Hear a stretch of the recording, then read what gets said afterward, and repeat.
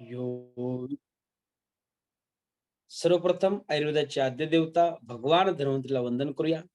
यो विश्वं विदधाति पाति सततं संहारयत त्यंजसा सृष्ट्वा दिव्यमहोषधींश विविधान् दूरीकरोत्यामयान् बिभ्रान्नो अंजलिना चकास्ति भुवने पीयूषपूर्णं घटम् तं धन्वन्तरि रूपमीश ममलं वन्दामहे श्रेयसे वंदामहे श्रेयसे वंदामहे श्रेयसे. भगवान धन्वंतरीला वंदन करून आपण आजच्या या लेक्चरला सुरुवात केली आहे. आज हम चरक संहिता सूत्र स्थान का 15वां अध्याय देखने वाले हैं. अथ पंचदशो अध्याय. तो सब लोग उपकल्पनीय अध्याय 15 चरक संहिता सूत्र स्थान का देखिए. अथ पंचदशो अध्याय अर्थात उपकल्पनीय अध्यायम व्याख्यास्यामः. अब यहां से हम उपकल्पनीय अध्याय की व्याख्या करेंगे. इत्यस्माह भगवान अत्रेय, ऐसा ही भगवान अत्रेय ने कहा था. अध्याय का उपक्रम. अभी इस अध्याय को उपकल्पनीय नाम ऐसा क्यों दिया है इसके बारे में सुनो. संशोधन चिकित्सा के पूर्व कर्म स्नेहन और स्वेदन है. हम सबको पता है. वमन करना है, विरेचन करना है, बस्ती करना है, नस्य करना है, रक्तमोक्षण करना है. सभी के पूर्व कर्म क्या है? सर्वांग स्नेहन, सर्वांग स्वेदन. तो संशोधन चिकित्सा के पूर्व कर्म स्नेहन और स्वेदन है. इन दोनों का वर्णन 13वें तथा 14वें अध्याय में कर दिया गया है. स्नेहन स्वेदन के पश्चात वमन विरेचन आदि कर्म किए जाते हैं. अब इस अध्याय में वमन विरेचन की कल्पनाओं का उल्लेख किया जाएगा. अतएव इस अध्याय का नाम उपकल्पनीय रखा गया है. वमन विरेचन की कल्पनाओं का उल्लेख किया है, इसलिए उपकल्पनीय ऐसा नाम दिया है. शोधनार्थो उपकल्पनाम अधिकृत्य कृत्तो अध्याय उपकल्पनीय. चक्रपाणी जो टीकाकार है उन्होंने लिखा है. अब इस अध्याय में क्या क्या है इसके बारे में पहले हम जानकारी ले लेंगे और उसके बाद हम विस्तार से देखेंगे इस अध्याय में क्या है. तो देखो, यह इस अध्याय में सबसे इंपॉर्टेंट बताया है वमन कर्म विधि, वमन की मात्रा, वमनार्थ उपदेश, वमन के अयोग, सम्यक योग, अतियोग के लक्षण और उसका उपचार, जो कॉम्प्लिकेशन होते हैं उसकी भी उपचार बताए हैं. उसके साथ साथ विरेचन कर्म, संशोधन, राजाओं एवं निर्धनों के लिए संशोधन के लाभ क्या है इसके बारे में चर्चा की है. उसके पहले सामग्री संकलन की उपयोगिता, औषध प्रयोग की सफलता के प्रति शंका और समाधान, आतुरालय भवन की कल्पना, आतुरालय के कर्मचारी और आतुरालय के उपकरण, रोगी का पूर्व कर्म, इस सभी का विस्तार से इस अध्याय में आचार्य चरकाचार्य ने वर्णन किया है. तो हम एक एक अभी हमारे पास 8 बजे तक जो समय है, हम एक सब पॉइंट कवर करेंगे. संशोधन सामग्री का चयन. श्लोक नंबर 3 देखिए. इह खलु राजानम राजमात्रम अन्यम वा विपुल द्रव्यम संभृत संभारम वमनम विरेचनम वा पाययितु कामेन भिषजा प्रागे औषध पानात् संभारा उपकल्पनीया भवति सम्यक् चैव हि गच्छत्यौषधे प्रतिभोगार्ताः व्यापन्न च औषधे व्यापदः परिसंख्याय प्रतिकारार्थाः न हि सन्निकृष्टे काले प्रादुर्भूतायाम् आपादिसत्यपि क्रियाक्रय सुकरम आशु संभरणम औषधानाम यथावदिति. अभी सामग्री संकलन की उपयोगिता के बारे में आचार्य चरकाचार्य क्या कहते हैं देखो. इस संशोधन कार्य में राजा को या राजा के समान व्यक्ति को अथवा अन्य किसी धनी व्यक्ति को जिसने सामग्रियों को एकत्र कर लिया है, ऐसे किसी व्यक्ति को वमन या विरेचन पिलाने की इच्छा रखने वाले वैद्य को चाहिए कि औषध पिलाने के पहले आवश्यक साधन सामग्री की कल्पना रख ले। ऐसा वमन में, विरेचन में, बस्ती में, नस्य में, मोक्ष में साधन सामग्री इज वेरी इंपॉर्टेंट। म्हणून हमारा कौन सा भी क्वेश्चन होता है वमन का, तो पहला होता है पूर्व कर्म में संभार संग्रह, बराबर है, जो कि पूर्व कर्म में पॉइंट दिए हैं, संभार संग्रह, उसके बाद आतुर परीक्षा, उसके बाद मात्रा विनिश्चय, बरोबर है, सम्मति पत्रक होता है, आतुर सिद्धता होती है, उसके बाद हम प्रधान कर्म में वमन योग सेवन होगा। वमन योग सेवन करने के बाद रुग्ण का परीक्षण करना है, उसमें सम्यक योग है, अयोग है, अतियोग है, उसमें सारी परीक्षा दी है, वेगिकी, मानिकी, लैंगिकी, आंतिकी परीक्षा है, बराबर है। उसके बाद उसके कुछ वमन के व्यापद है, उसकी चिकित्सा करनी है। और पश्चात कर्म में हम देखते हैं तो सबसे इंपॉर्टेंट पश्चात कर्म में हम क्या करते हैं, तो जो बताए उसमें वमन के बाद तुरंत हम पहले करते हैं धूमपान करते हैं। धूमपान के बाद संसर्जन क्रम होता है, उसके बाद कुछ शमन चिकित्सा होती है। सभी जिनको हम संसर्जन क्रम नहीं दे सकते उनके लिए संतर्पण चिकित्सा होती है। समझ में आया? तो ये सामग्री संकलन इज वेरी इंपॉर्टेंट, इसलिए आचार्य ने कहा है। अभी देखिए आगे, क्यों चाहिए, क्योंकि यदि औषध वमन या विरेचन का प्रयोग सम्यक रूप से काम कर रही है तो वे औषधें उपद्रवों को सही ढंग से जान समझकर उनकी शांति के लिए प्रयोग में लाई जाती है, जिससे उपद्रव का प्रतिकार किया जा सके। यदि पहले से ही औषधों को संग्रह करके नहीं रखा जाएगा तो तत्काल आवश्यकता पड़ने पर और उपद्रव के उठ खड़े होने पर पास में धन और निकट में बाजार होते हुए भी ठीक ठीक औषधों का एकत्र कर लेना आसान नहीं है। तो उनका कहना है कि हमें जो कर्म करना है, जो उपक्रम करना है, उसमें हमें सबसे इंपॉर्टेंट है कि साधन सामग्री वेरी इंपॉर्टेंट। जैसा हमें चाय बनाना है तो सब चाहिए ना, पानी चाहिए, टी पाउडर चाहिए, शक्कर चाहिए, दूध चाहिए, गैस चाहिए, सभी जब एक जगह आएंगे तभी हम कर सकेंगे। उदक अग्नि धान्य झाला घडे पाक, एकाविन एक कामा नये, ऐसा संत तुकाराम महाराज ने कहा है। उदक मीन्स पानी, अग्नि, धान्य, झाला घडे पाक, एकाविन एक कामा नये। ये हमें कोई धान्य को पकाना है तो सभी की जरूरत है, एक होगा तो कुछ फायदा नहीं। जैसा चतुष्पाद में बताया है, सभी चाहिए तब रुग्ण का व्याधि हम ठीक कर सकेंगे। रुग्ण तो चाहिए, उसके बाद वैद्य चाहिए, औषध चाहिए, परिचारिका भी चाहिए। इसी तरह यहाँ संभार संग्रह का वर्णन किया है। श्लोक नंबर 4 में देखिए,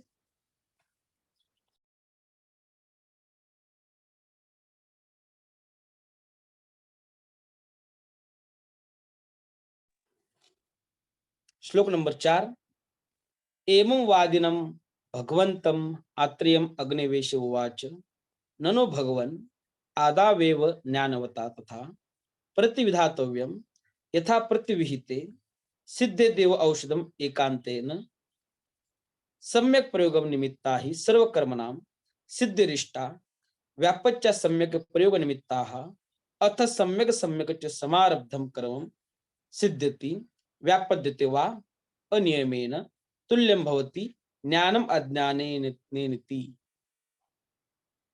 संभारों के संकलन की आवश्यकता में अग्निवेश की आशंका है।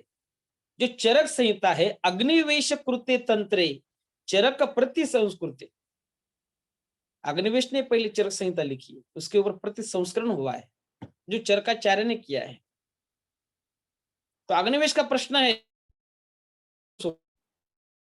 क्या प्रश्न देखिए, जब भगवान पुनरुसु आत्रेय ने इस प्रकार कहा तो अग्निवेश बोले, ज्ञानवान वैद्य को प्रारंभ में ही ऐसा प्रयोग करना चाहिए जैसा करने से औषध का प्रयोग अवश्य सफल हो। ठीक ढंग से प्रयोग किए जाने से ही सभी कार्यों में सफलता मिलती है और ठीक ठीक प्रयोग न करने से उपद्रव भी होता है। यदि यह मान लिया जाए कि कोई प्रयोग चाहे उचित तरीके से हो चाहे अनुचित तरीके से हो, कार्य में सफलता या असफलता दोनों ही का होना संभव है। इसका कोई निश्चित नियम नहीं है। तो ऐसा मान लेने पर तो वैद्य का ज्ञान और अज्ञान दोनों बराबर हो जाते हैं। यह अग्निवेश के कथन का अभिप्राय यह है कि बिना ननु नच लगाए, अर्थात बिना अगर मगर के एक ही बात पर जोर देना चाहिए कि वैद्य औषध प्रयोग करने के पूर्व सही ढंग से दोष, औषध, देश, काल, रोगी तथा रोग का बल, सात्म्य, मनस्थिति आदि का सम्यक विचार करके औषध प्रयोग करे, जिससे निश्चित रूप से सफलता प्राप्त हो और किसी प्रकार के उपद्रव की संभावना ही न रह जावे। इस उपदेश से क्या लाभ कि उपद्रव शुरू होने के पहले औषध संग्रह करो और उपद्रव की चिकित्सा करो। यदि यह कहा जाए कि ज्ञान पूर्वक प्रयोग करने पर भी कदाचित उपद्रव होते हैं और अज्ञानता पूर्वक प्रयोग करने पर भी सफलता मिलती है, तो यह कहना उचित नहीं है, क्योंकि तब तो ज्ञान का कोई महत्व ही नहीं रहेगा और ज्ञान के प्रति उपेक्षा की प्रवृत्ति हो जाएगी। श्लोक नंबर 5 देखो।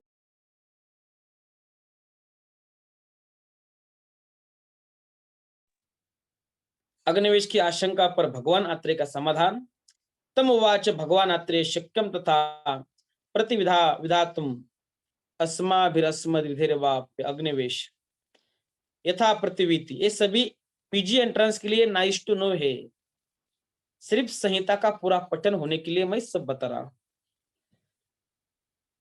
तम उवाच भगवान आत्रेय शक्यम तथा प्रतिविधातुम अस्माभिरस्मद् विधेर्वाप्य अग्निवेश यथा प्रतिविहिते सिद्ध देव औषधम एकांतेन तच्च प्रयोग सौष्टम उपदेष्टो यथावतः न हि कंचिदस्ति य एतदेव उपदिष्टम उपधारयितुम उत्सहेत उपधार्य वा तथा प्रतिपत्तुम प्रयुक्तुम वा सुष्मानि ही दोष भेषज देश काल बल शरीर आहार सात्म्य सत्व प्रकृति वय साम अवस्थांतराणि यानी अनुचिन्त्यमानानि विमल विपुल बुद्धेरपि बुद्धिम माकुली कुर्युः किं पुनरुल्प बुद्धे तस्मात् उभयम् एतद् तद्यथा उपदेश्यामः सम्यक् प्रयोगम औषधानां व्यापन्नानां च व्यापत साधनानि सिद्धिश्च उत्तर कालम।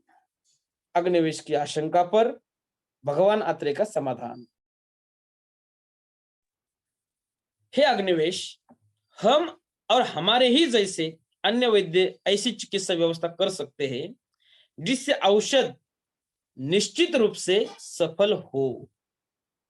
उस प्रयोग की सफलता कैसी होगी, इसका उपदेश हम या हमारे जैसे ज्ञानी वैद्य ही कर सकते हैं। किंतु सबसे बड़ा संकट यह है कि ऐसा कोई शिष्य सुलभ नहीं है जो निश्चित फलप्रद उत्तम चिकित्सा के उपदेशों को धारण कर सके या धारण करके उसे यथार्थ रूप में समझकर उस चिकित्सा का सफल प्रयोग कर सके।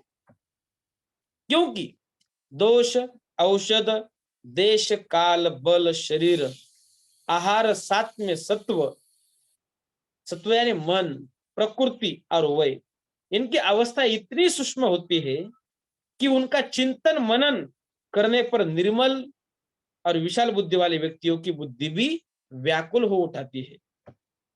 तो फिर अल्प बुद्धि व्यक्तियों की क्या हस्ती है कि दोष आदि की सूक्ष्म अवस्था को समझ सके।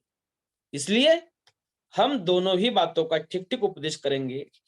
औषधियों के सम्यक प्रयोग का प्रकार कहा जाएगा और असम्यक प्रयोग से होने वाले उपद्रव की शांति का उपाय बतलाया जाएगा।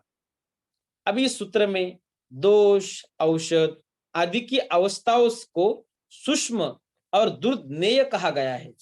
यहाँ दोष आदि की अवस्थाएं कही जा रही है। अभी अग्निवेश प्रश्न पूछते जा रहे हैं, संभार संग्रह, उसके बाद औषध है।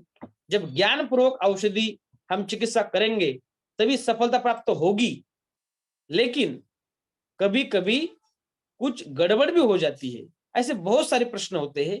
तो अभी आगे आगे सभी के उत्तर आपको मिलने वाले हैं। अभी यहाँ दोषों की सूक्ष्म अवस्थाएं, औषध की सूक्ष्म अवस्थाएं, देश की सूक्ष्म अवस्थाएं, काल की सूक्ष्म अवस्थाएं, बल की सूक्ष्म अवस्थाएं, उसी प्रकार शरीर, आहार, सात्म्य, सत्व, प्रकृति, वय, सभी की हमने सूक्ष्मता के पूर्वक परीक्षण करना चाहिए। एग्जाम्पल हम ले लेंगे। जब दोषों की सूक्ष्म अवस्था, दोष कौन से है? वात है, पित्त है, कफ है।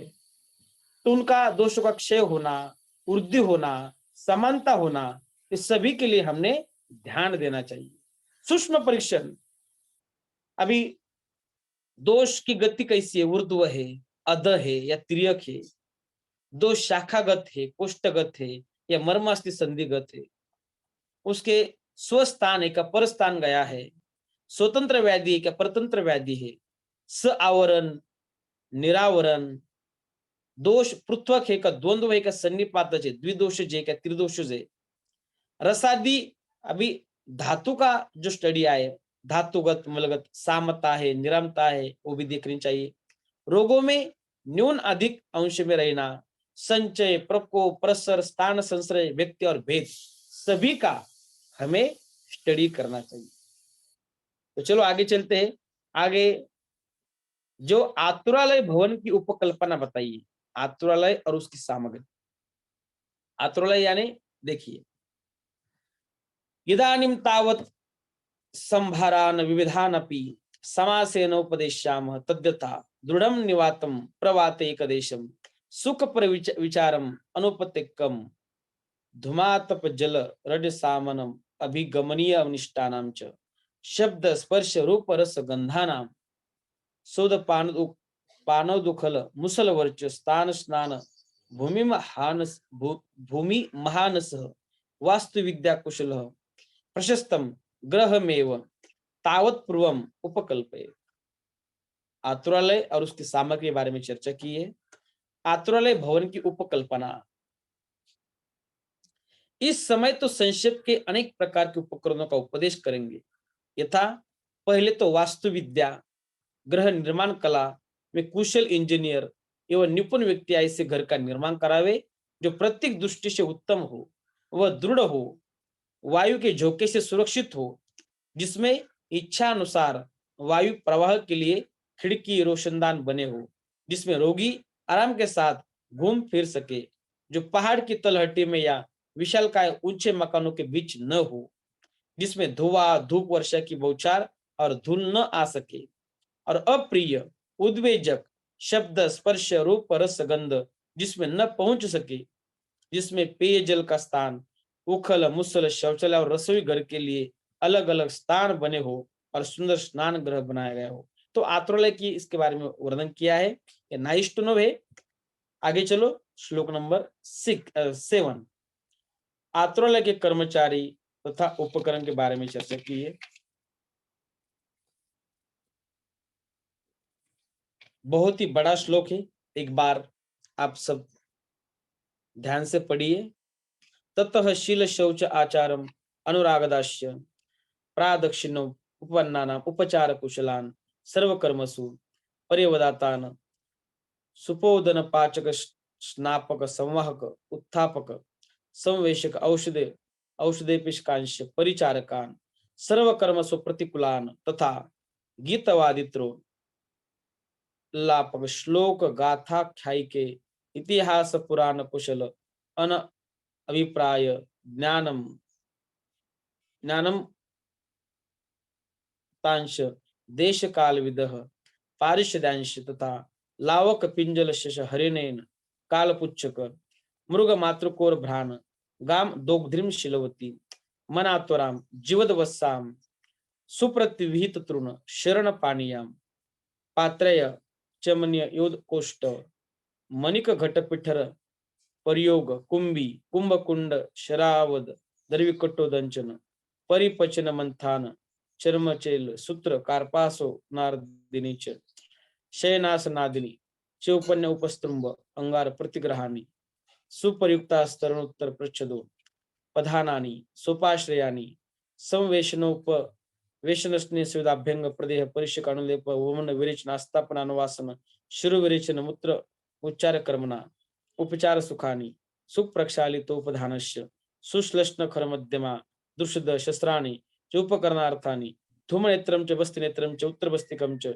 कुशहस्तकं च मानभाण्डं च ऊर्ध्वतैल वसा मज्जा शौद्र फाणित लवण इंद्र उदक मधुसी धूसरा सोविरक तुषुदक मेरिय मेदक दधि मंडोद स्विध्यान आम्लमूत्राणि च तथा शालिषष्टिकं मुद्गमाश यवतिलकुलत् भद्रम मृद्विका काश्मरे पुरुषक अभयामलक बिभितकानि नानाविधानि च स्नेह स्वेदोपकरणानि द्रव्यानि तथैव ऊर्ध्वहर अनुलोमिको भय भांजी संग्रहणीय दीपनीय पाचनीय उपशमनीय वातहरादि समाख्यातानि औषधानि यच्चानदपि किंचिद व्यापद परिसंख्याय प्रतिकारार्थम उपकरणं विद्यात् यच्च प्रतिभोगार्थम तत्त उपकल्पे। आतुरला के कर्मचारी तथा उपकरण, देखिए आतुरला के निर्माण के बाद उसके अंदर काम करने वाले आज्ञा पालक और प्रत्येक कार्य में सदा अनुकूल रहने वाले सभी तरह के कार्यों में निष्णात वृत्तियों की नियुक्ति करे। जैसे दाल भात आदि भोजन बनाने में निपुण भंडारी, स्नान कराने में होशियार, अंगों की मालिश करने के जानकार, उठाने बैठाने और लेटाने में चतुर, औषध कुटने पीसने। अभी आपको बड़ा हॉस्पिटल निकलना है, कॉलेज निकलना है और कुछ करना है, तो इसके लिए आचार्य चरकाचार्य ने अपने ग्रंथ में सब कुछ दिया है, सिर्फ वो पढ़ना है। औषध कुटने पीसने में चतुर और जिस किसी कार्य में लगा दिया जाए उसे करने वाले हो, निष्ठावान काम करने वाले हो।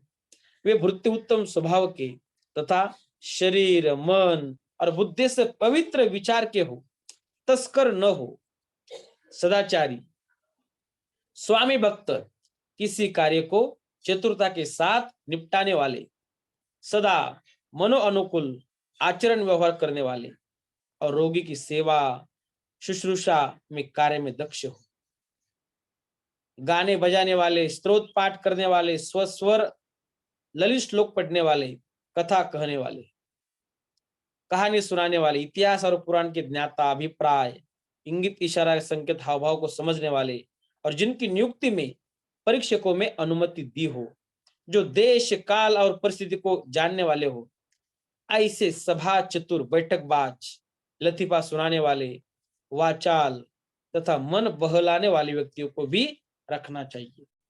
अब ये मानसिक स्वास्थ्य की ओर जाता है।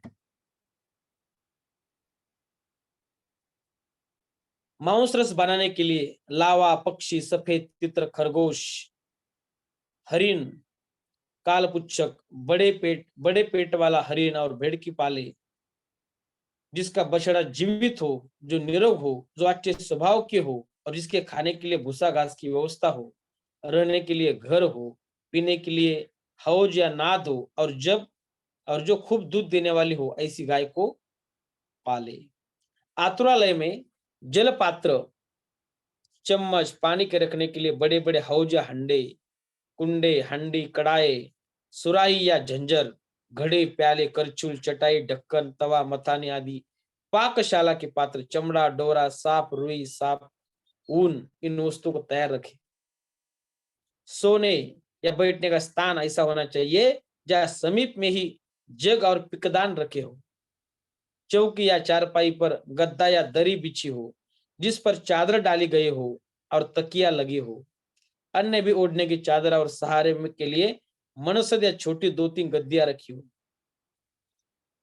लेटने बैठने स्नेहन करने, अभी आ गए पंचकर्म का।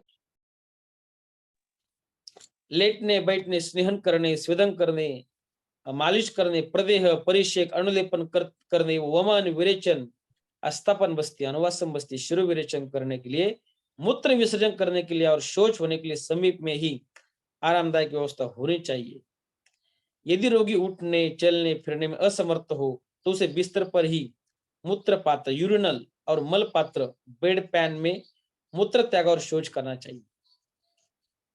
औषध को कुटने, पीसने और मलाने के लिए अच्छी तरह धोकर साफ किए उनके सील बट्टे होने चाहिए, जिनमें कुछ एकदम चिकनी हो, कुछ खुरदरी हो और कुछ मध्यम श्रेणी को हो। आवश्यकता अनुसार प्रयोग करने के लिए शस्त्र, धूम नेत्र, बस्ती नेत्र, उत्तर बस्ती यंत्र, झाड़ू, तराजू और मान भांड आदि वस्तु रखनी चाहिए। इसी प्रकार घी, तेल, वसा, मज्जा, मधु, राब, नमक, लकड़ी, जल, मधु, सिद्धू, सुरा, सोविरक, तुशोदक। अब ये मधु, सिद्धू, सुरा ये तीनों मध्य के भेद है। मध्य का ही विस्तार से हमारे आयुर्वेदाचार्य ने वर्णन किया है।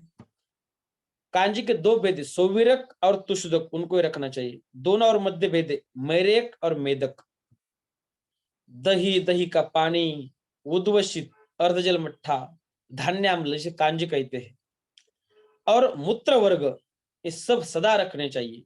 इसी प्रकार भोजन के लिए शाली और साठी का चावल, मूग, उड़द, जौ, तेल, तिल, कुलत्थी, बेर, मुनक्का, गंबार का फल, फालसा, हरा आंवला और बेड़ा, इन द्रव्यों को संग्रह करके रखना चाहिए। नाना प्रकार के स्नेहन और स्वेदन के उपकरण और द्रव्य उपस्थित रहने चाहिए। और ऊर्ध्वहर द्रव्य जो ऊपरी मार्ग से वमन द्वारा दोष निकालते हैं, अनुलोमिक द्रव्य जो विरेचन द्वारा औषध दोषों को निकालते हैं, उभय भागिक जो वमन और विरेचन दोनों से दोषों को निकालते हैं, संग्रहणीय मल को बांधने वाले, दीपनीय जठराग्नि को प्रदीप्त कराने वाले, पाचनीय भोजन को पचा देने वाले, उपशमनीय दोषों का शमन करने वाले, वातहर द्रव्य और जिनका पीछे चतुर्थ अध्याय में वर्णन किया गया है षड विरेचन शताश्रय में, इन उपयोगी औषधियों को एकत्र कर रखना चाहिए। उपद्रव को भली प्रकार जानकर उनके प्रतिकार के लिए तथा सुखोपभोग के लिए इनके अतिरिक्त अन्य भी उपयोगी औषध, यंत्र और उपकरण एकत्र कर रखे तथा भोजन उपयोगी पदार्थों को भी संकलित करके उस टाइम सभी श्लोक में लिख कर रखा है चरक संहिता में, जो अभी भी यूजफुल है। इसलिए कहते आयुर्वेद शाश्वत, अनादि, अनंत है। अभी यहाँ बहुत सारा हमने यही तक देखा, लेकिन पीजी एंट्रेंस के लिए ये कुछ भी नहीं आएगा, सिर्फ आपको ये जनरल नॉलेज के लिए मैंने ये बताया है। आगे श्लोक देखिए, श्लोक नंबर 8 में डायरेक्टली हम अब जाते संशोधन का पूर्व कर्म। ततस्तम पुरुषम यथोक्ताभ्याम स्नेह स्वेदाभ्याम यथारम उपपादेत तम चेदस्मिनंतरे मानस शारीरो वा व्याधि कश्चित् तीव्रतरः सहसा अभ्यागच्छेतमेव तावदस्योपारयितुं यतेत ततस्तम उपारवत्यम तावन्तमेव न कालम यथा विधेनैव कर्मणोपचारे पाचय। संशोधन का पूर्व कर्म इस प्रकार आतुरालय बनाकर उसके आवश्यक सभी उपकरणों को एकत्र कर लेने के बाद जिस व्यक्ति का संशोधन करना हो उसको स्नेहन और स्वेदन द्वारा वमन विरेचन योग्य बना ले। यदि इस बीच मन संबंधी या शरीर संबंधी कोई अधिक तीव्र व्याधि आ जावे तो पहले उस व्याधि को ही दूर करने का उपाय करे। जब वह तीव्र रोग शांत हो जाए तो जितने समय तक वह रोग रहा है और उसकी चिकित्सा की गई उतने ही समय तक उसकी उसी प्रकार चिकित्सा और पथ्य व्यवस्था चलते रहने दे। अभी आया है वमन कर्म, श्लोक नंबर 9 में देखिए। वमन के बारे में आप सभी को पता है, कोई बताएगा मुझे व्हाट इज वमन? वमन के व्याख्या क्या है? वमन के योग्य, अयोग्य, सम्यक योग, अयोग, अतियोग, वमन का परीक्षा क्या है, वैगिक की, मानिक की, लैंगिक की, आंतरिक की, इसके ऊपर एक क्वेश्चन होता है एग्जाम में। अभी से स्टार्ट हो गया आपका पीजी एंट्रेंस का स्टडी। श्लोक नंबर 9 से देखिए, वमन कर्म ततस्तम पुरुषम स्नेह स्वेदोपन्नम अनुपहतम मनसम विसमिष्य सुखोषितम सुप्रजीर्ण भक्तम शिरस्नातम अनुदीप्त गात्रम सर्गवीन अनुपहत वस्त्र संवित देवताग्नि द्विज गुरु वृद्ध वैद्यानर्चित चितवंतमिष्टे नक्षत्र तिथि कारण मुहूर्ते कारयित्वा ब्राह्मणान स्वस्ति वाचनम प्रयुक्ताभिर्भिराशीर्भिर अभिमंत्रिताम मधु मधुक सैंधव हानितोपहिताम मदन फल कषाय मात्रम पाये। वमन कर्म का प्रकार के बारे में आचार्य चरकाचार्य कहते हैं, स्नेहन स्वेदन के बीच उत्पन्न हुए उपद्रव को शांत करने के बाद फिर उस पुरुष को स्नेहन और स्वेदन कराकर प्रसन्नचित देखकर वह रात में सुख से सोया है, उसका अन्न ठीक से पच गया है, शीर सहित सर्वांग स्नान कर लिया है, शरीर पर चंदन आदि का लेप लगा लिया है, माला पहन लिया है, स्वच्छ सुंदर वस्त्र धारण कर लिया है, देवता अग्नि द्विज गुरु वृद्ध वैद्य का उचित पूजन सत्कार कर लिया है, तो ऐसे पुरुष को इष्ट उत्तम नक्षत्र तिथि करण और मुहूर्त में ब्राह्मण से स्वस्ति वाचन करवाकर उनके द्वारा उच्चारित आशीर्वचनों से अभिमंत्रित मदन फल के कषाय की एक मात्रा मधु मुलहट्टी सेंधा नमक और राब मिलाकर पीने को देवा। अंडरलाइन करो, मधु मधुक सैंधव हानि तो पहिताम मदन फल कषाय मात्रम पाइये। अब यहाँ स्नेहन स्वेदन करने के बाद वमन का पूर्व कर्म क्या है, स्नेहन और स्वेदन बताया। स्नेहन स्वेदन स्नेह क्लिन्ना कोष्टगा धातु गावा स्रोतोलिना ये च शाखा संस्था। स्नेहन से दोष क्लिन्न होते हैं, स्वेदन से दोषों का विलयन होता है, तो जो शाखागत दोष कोष्ठ में आते हैं, कोष्ठ में आने के बाद हम वमन योग पिलाने के लिए देते हैं और उससे ऊर्ध्व भाग से दोषों का हरण होता है, उसे वमन कहते हैं। और वमन के लिए मदन फल ये श्रेष्ठ द्रव्य बताया। एक पहला एमसीक्यू है आपका, वमन कर्म में मदन फल सर्वश्रेष्ठ द्रव्य है। क्यों है? अनपायित्वात। अंडरलाइन करो, अनपायित्वात।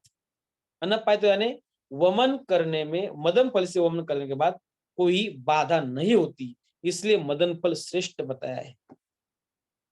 और वमन करते समय क्या क्या तैयारी करनी चाहिए, जो मानसिक सभी गुरु द्विज वृद्ध वैद्य देवता सभी को नमस्कार करके हमें शरीर को शुद्ध करना है, व्याधियों को ठीक ठाक करना है, अच्छा व्याधि का नाश करना है, समूल उच्चाटन करना है, इसकी तैयारी है, जिसे मानसिक तैयारी कहते हैं। ये सब कुछ दिया है। सर्वांग स्नान कर लेना चाहिए, शरीर पर चंदन का लेप होना चाहिए, सुंदर वस्त्र धारण कर लेना चाहिए, बराबर है, उत्तम नक्षत्र चाहिए, तिथि चाहिए, मुहूर्त चाहिए, ये सभी क्या है, सराउंडिंग वातावरण, मानसिक तैयारी करनी है। जैसे इम्यूनिटी हम बूस्ट करते हैं, कौन सा ही काम करना है, प्रेरणा देते हैं, किसी को इंस्पायर करते हैं, तो उसी प्रकार का इंस्पायरेशन है कि अभी आपको ये वमन करना है। और आगे दिया है वमन के लिए हम जो द्रव्य यूज करते हैं, मदन फल सर्वश्रेष्ठ द्रव्य बताया है। तो मदन फल आगे हम कल्पस्थान में सभी द्रव्य जो है, वमक द्रव्य जो है, विरेचक द्रव्य, उसका विस्तार से वर्णन करने वाले हैं। तो दिया है, आप सभी को पता है। श्लोक नंबर 10 में मदन फल कषाय की मात्रा बताई।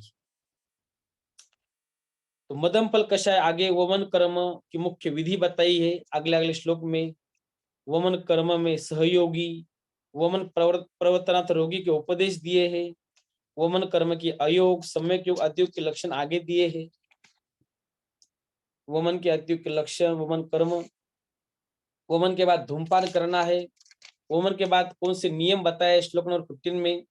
आगे संस्कृत में सभी इंपॉर्टेंट, आपको प्रैक्टिस के लिए वेरी इंपॉर्टेंट, पीजी एंट्रेंस के लिए इंपॉर्टेंट, और जो फाइनल ईयर के स्टूडेंट होंगे उनके लिए फाइनल ईयर में भी इंपॉर्टेंट। आगे विरेचन कर्म भी दिया है। अभी सभी का हम वर्णन करने वाले हैं, लेकिन अगले लेक्चर में। अभी आज हम यहाँ श्लोक नंबर 9 पे रोकते हैं। Thank you.